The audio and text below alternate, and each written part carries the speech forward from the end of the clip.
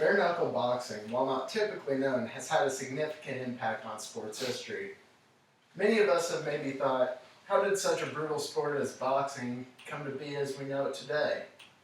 Bare knuckle boxing, through its interesting beginnings, transformation of rules, and athletes, formed the backbone of what we know as boxing today. Bare knuckle boxing's first recorded match was in 1861 when the Duke of Albemarle ordered a bout between his butcher and his butler.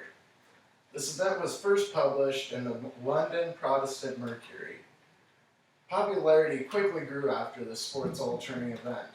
In 1719, James Figg changed the sport forever. He opened an amphitheater in Tottenham Court, which quickly became the gathering point of these fights. Boxing became the most popular activity, and he assembled professional bruisers to fight him and each other, according to Mitchell Rawson of Sports Illustrated. An Irish stand-down is a term for a type of traditional bare-knuckle fighting where the aspect of maneuvering around the ring is removed, leaving only the less distinct aspects of punching and taking punches. It is the original form of boxing, closely related to ancient sport combat. It involves two individuals fighting without any boxing gloves or other form of padding on their hands. The difference between a street fight and a bare-knuckle boxing match is an accepted set of rules such as not striking a downed opponent, according to the history of bare-knuckle boxing. With all this in mind, what exactly were the rules? There were a strict set of rules to abide by in this brutal sport, and with these rules they had to form their strategies. The fight was over after a fighter was down for a count of 30 seconds or a forfeit. There was no hitting of a downed opponent, no grasping below the belt.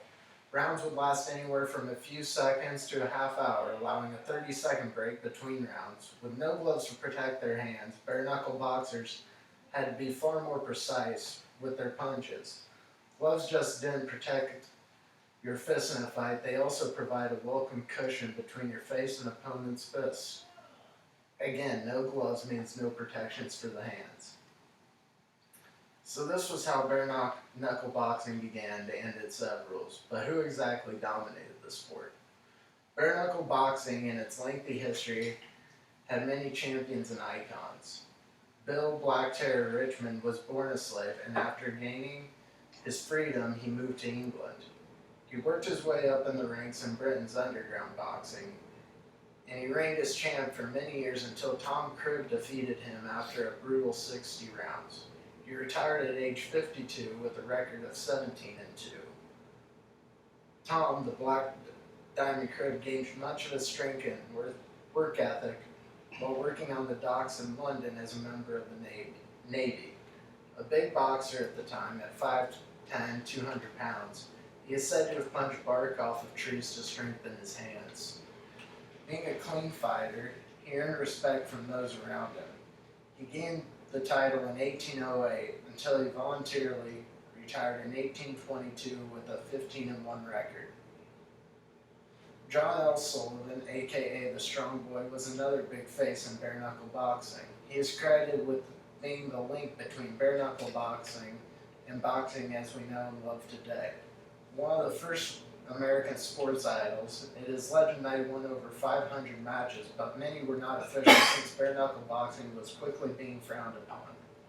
He was the last bare-knuckle boxing champion, as well as the first glove boxing champion, according to Shannon Baldridge of GuyManningham.com. Through its lengthy history, bare-knuckle boxing started a movement in sports, had many big names, and was certainly an art form. Boxing today would not exist if bare-knuckle boxing had not taken flight, evolved, and transformed their rules and had the big names that drew the attention it deserved. Ali, De La Hoya, Foreman, and many others would not have even been known had it not been for a dispute between a butler and a butcher.